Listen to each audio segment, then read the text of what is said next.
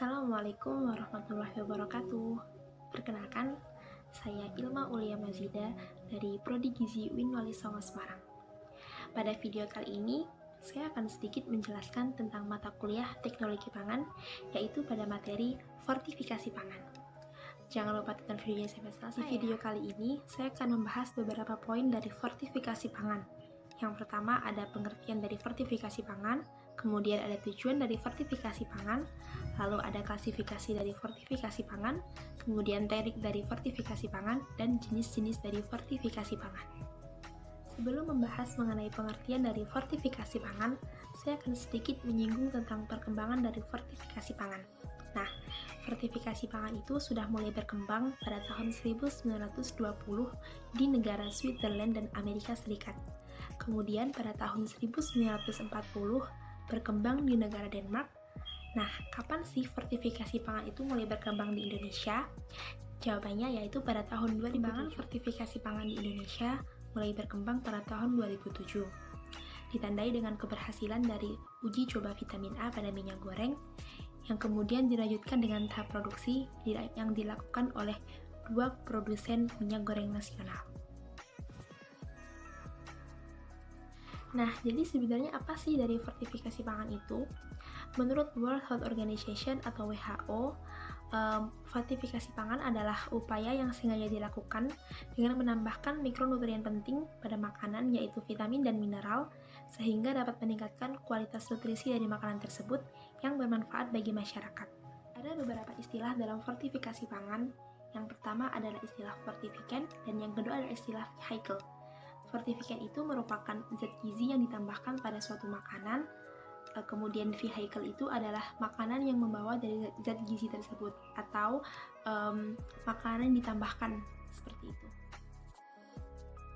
Nah, sebenarnya apa sih tujuan dari fortifikasi pangan itu? Penting nggak sih fortifikasi pangan itu?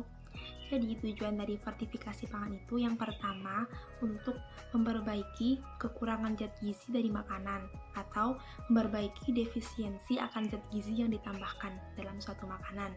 Nah, tujuan yang kedua tentu saja untuk meningkatkan kualitas gizi pada suatu produk makanan. Tujuan yang ketiga yaitu untuk mengembalikan nilai zat gizi yang hilang dalam satu makanan akibat proses pengolahan.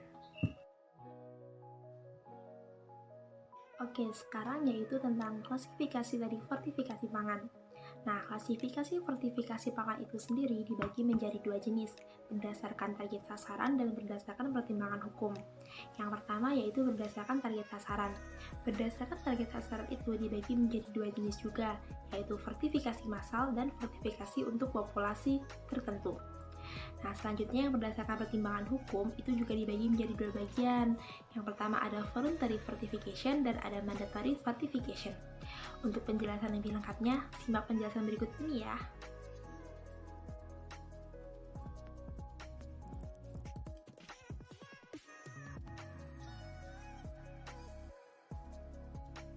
Oke, selanjutnya yaitu tentang teknik dari fortifikasi pangan.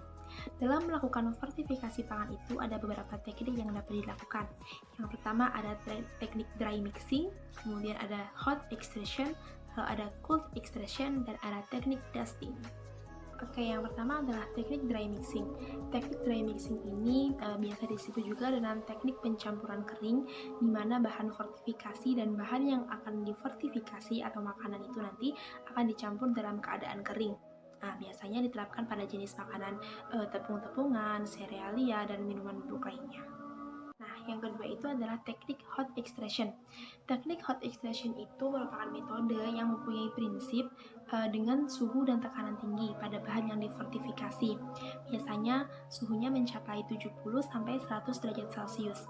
Biasanya diterapkan pada fortifikasi mineral, pada beras, pada gandum, dan serealia, dan jenis-jenis makanan. Yang ketiga adalah teknik cold extrusion. Teknik ini hampir sama dengan teknik hot extrusion. Yang membedakan adalah suhu dan tekanannya. Kalau teknik cold extrusion ini, tekanan suhunya di bawah 70 derajat Celcius. Biasanya diterapkan pada jenis bahan makanan beras. Nah, ada beberapa negara yang menerapkan teknik cold extrusion ini, seperti Amerika Serikat, terus Filipina, dan Costa Rica. Oke, teknik yang keempat adalah teknik dusting. Teknik dusting ini menggunakan premix fortifikan yang merupakan campuran dari fortifikan dan maizena.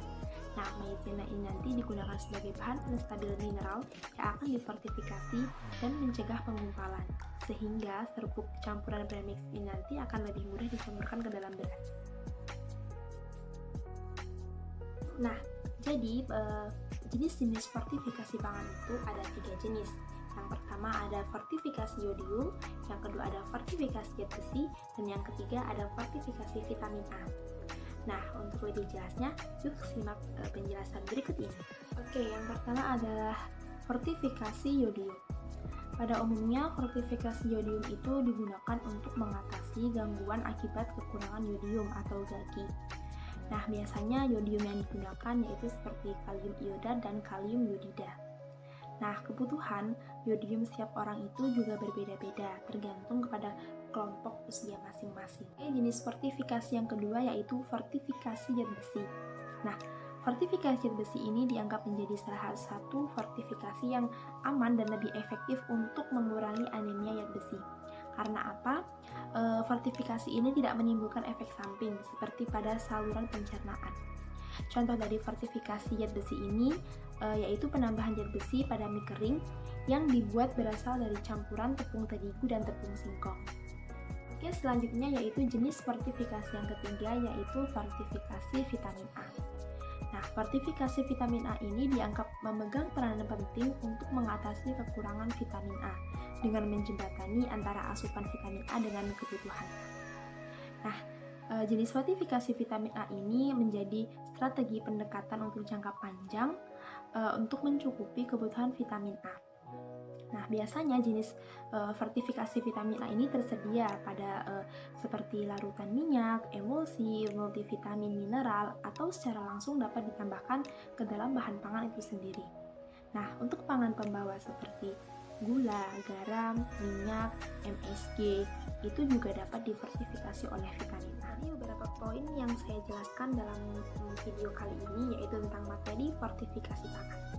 Harapannya semoga materi yang telah disampaikan dapat bermanfaat khususnya bagi saya sendiri dan teman-teman semua. Kurang lebihnya saya mohon maaf. Cukup sekian video dari saya. Wallahul muwaffiq ila aqwamit thoriq. Wassalamualaikum warahmatullahi wabarakatuh.